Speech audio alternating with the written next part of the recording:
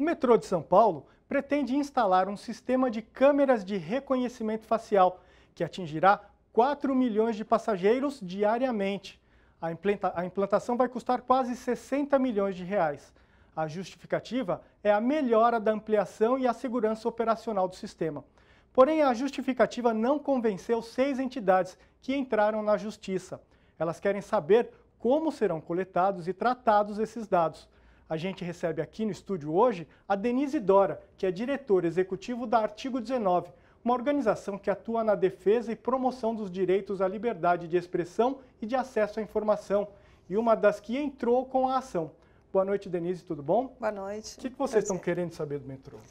Nós queremos saber por que ele vai instalar esse software nas câmaras de segurança já existentes no metrô.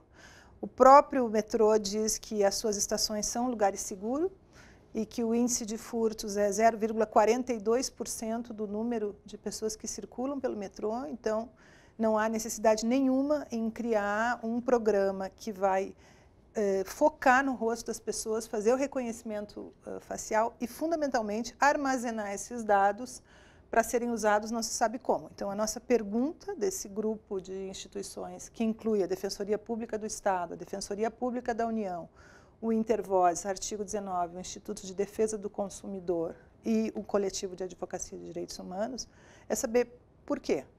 Por que vocês querem fazer isso, como vocês vão armazenar os dados e que prestação de contas vocês vão fazer para a população de São Paulo. Por que vocês temem pela privacidade das pessoas?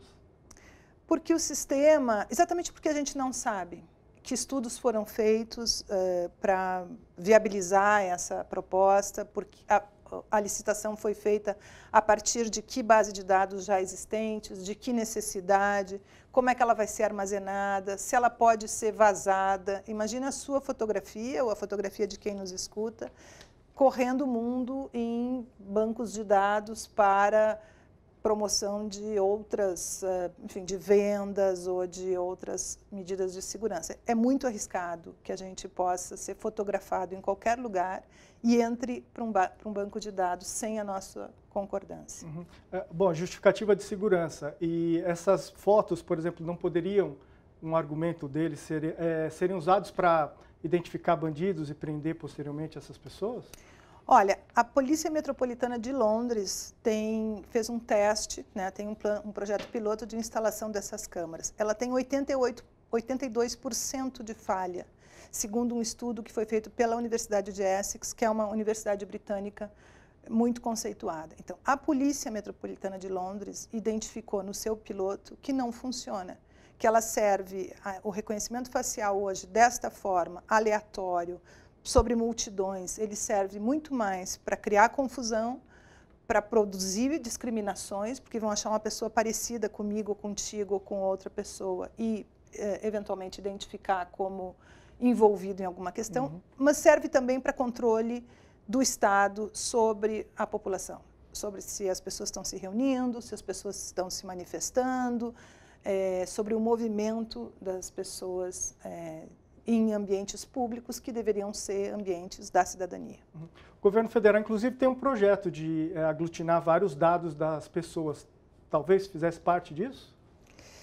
A gente vê no mundo todo, essa é uma tendência global, em muitos outros países também, de avanço dos governos e das empresas, né? E muitas vezes a partir de acordos entre governos e empresas, de avanço sobre a privacidade, sobre a confidencialidade, sobre o anonimato, sobre o direito das pessoas irem e virem sem estarem todo o tempo sendo fotografadas, controladas, monitoradas.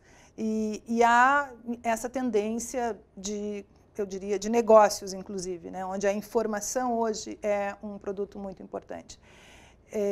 Qual é a resistência que existe a esse avanço no controle sobre as pessoas? É a defesa do direito de liberdade, de expressão, de manifestação, de informação.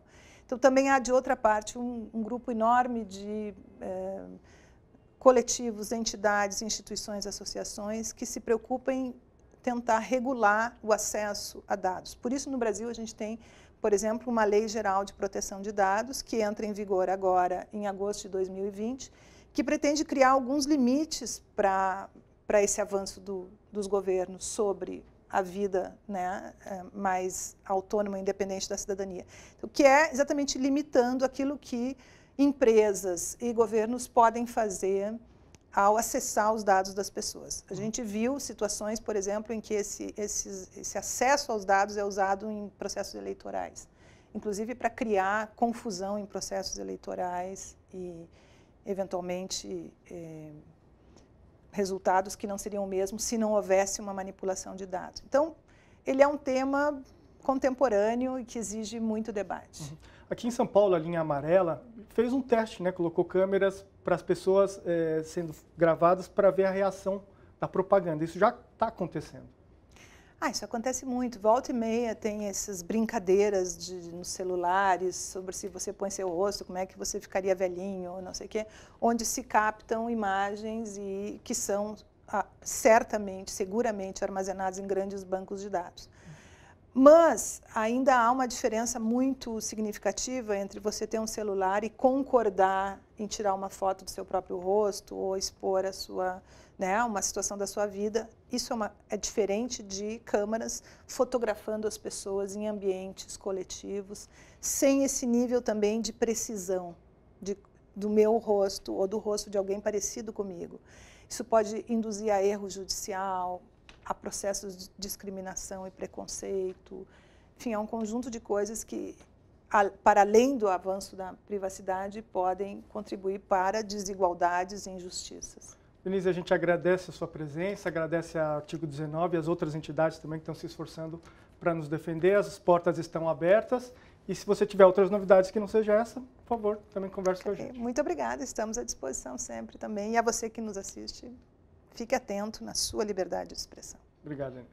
Gente, bora fortalecer a TVT? É só clicar em inscrever-se e depois clicar no sininho. Pronto! Assim que pintar notícia nova, você fica sabendo no ato.